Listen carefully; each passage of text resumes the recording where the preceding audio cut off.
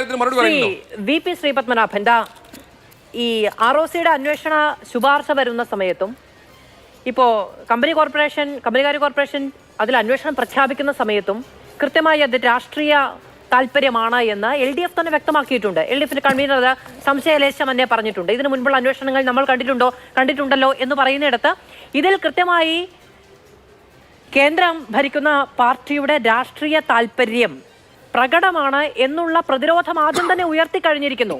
ഇനി ഇതിൽ എന്തു തീരുമാനം വന്നാലും അതിനപ്പുറത്തേക്ക് നിങ്ങൾക്ക് സ്ഥാപിക്കാൻ ബുദ്ധിമുട്ടാണ് കേരളത്തിന്റെ രാഷ്ട്രീയത്തിൽ. അല്ല, അതിപ്പോൾ എല്ലാവരും അങ്ങനെയാണല്ലോ പറയുന്നത്. DMKയുടെ ഒരു മന്ത്രി ജയിലിലാണ്, ഒരു മന്ത്രി ശിക്ഷിക്കപ്പെട്ടിരിക്കുന്നു.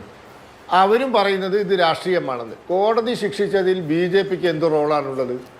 മനീഷ് സിസോഡിയെ അറസ്റ്റ് ചെയ്തത് കഴിഞ്ഞ മാർച്ച് മാസം 10-ാം തീയതിയാണ്. അന്ന് പറഞ്ഞത് രാഷ്ട്രീയമാണെന്നാണ്. സുപ്രീം കോടതിയിൽ ബെയിൽ അപ്ലിക്കേഷൻ ആർഗ്യൂ ചെയ്യുമ്പോൾ സുപ്രീം കോടതി ഒരു ഘട്ടത്തിൽ ചോദിച്ചു, ഈ കേസ് ട്രയൽ കോടതിയിൽ പോയാൽ 10 മിനിറ്റ് തള്ളിപ്പോകില്ലേ? അതിവിടെ വലിയ ആഘോഷമായി റിപ്പോർട്ട് ചെയ്യപ്പെട്ടു. അതേ സുപ്രീം കോടതി ബെയിൽ ആപ്ലിക്കേഷൻ തള്ളിയും കൊണ്ട് പറഞ്ഞു 338 കോടി രൂപയുടെ ട്രാൻസാക്ഷൻ നടന്നതായി പ്രൈമാ ഫേസി എവിഡൻസ് ഉണ്ട് എന്ന്.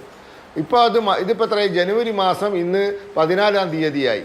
ഏതാണ്ട് 10 മാസമായി മനീഷ് സിസോഡിയ ജയിലിലാണ്, സത്യേന്ദ്ര ജെയിൻ ജയിലിലാണ്.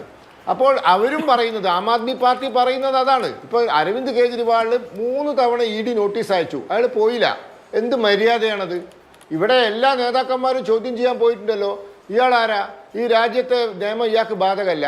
3 തവണ ആദ്യം പറഞ്ഞു മധ്യപ്രദേശ് ഇലക്ഷനാണ്, പോട്ടെ. പിന്നെ പറഞ്ഞത് രാഷ്ട്രീയമാണ്, ഞാൻ പോവില്ല എന്ന്. 3-ാമത്തെ നോട്ടീസിന് ഒരു മറുപടിയില്ല, അയാൾ ആ വഴിക്ക് പോയില്ല. 4-ാമത്തെ നോട്ടീസ് അയച്ചിരിക്കുന്നു.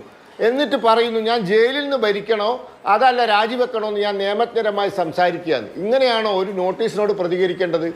നിയമപരമായ നടപടിയെ നിയമപരമായി നേരിടുക. രാഷ്ട്രീയ ആരോപണങ്ങൾ ഉന്നയിക്കാം, അതിനൊക്കെയുള്ള സ്വാതന്ത്ര്യമുണ്ട്. ഈ മമതാ ബാനർജിയുടെ മന്ത്രിയുടെ സുഹൃത്തിൻ്റെ വീട്ടിൽ നിന്ന് കുന്നോളം കൂട്ടിയിട്ട 2000-500 നോട്ട് നമ്മൾ TV കണ്ടതല്ലേ? അപ്പോൾ ഇവരൊക്കെ പറയുന്നത് രാഷ്ട്രീയമാണെന്ന്. BJP ഭരിക്കാത്ത ഒറീസയിൽ ED നടപടിയുണ്ടോ? BJP ഭരിക്കാത്ത ആന്ധ്രാപ്രദേശിൽ YSR കോൺഗ്രസിൻ്റെ മുഖ്യമന്ത്രിക്കോ മന്ത്രിമാർക്കെതിരെ ED നടപടിയുണ്ടോ? ഇല്ലല്ലോ.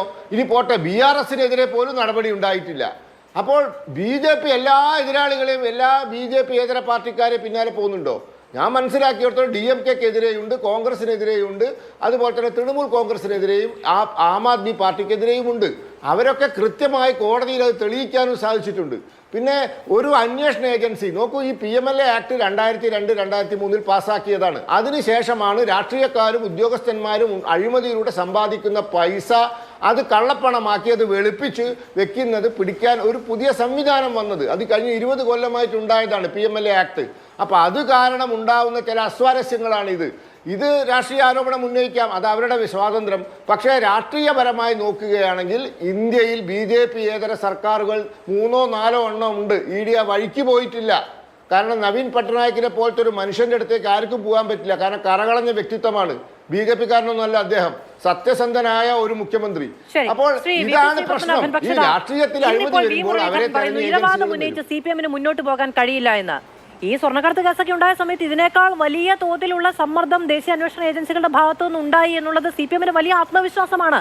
നിങ്ങൾ ഈ ലോക്സഭാ തെരഞ്ഞെടുപ്പ് കാലത്ത് ഈ ആയുധങ്ങളെ തന്നെ ഉപയോഗിച്ച് ഇതേ സമ്മർദ്ദം തന്നെ ഉണ്ടാക്കിയാലും അവർക്ക് ആത്മവിശ്വാസം ഉണ്ടെങ്കിൽ അത് വിലപ്പോകില്ല എന്നുള്ളതാണല്ലോ.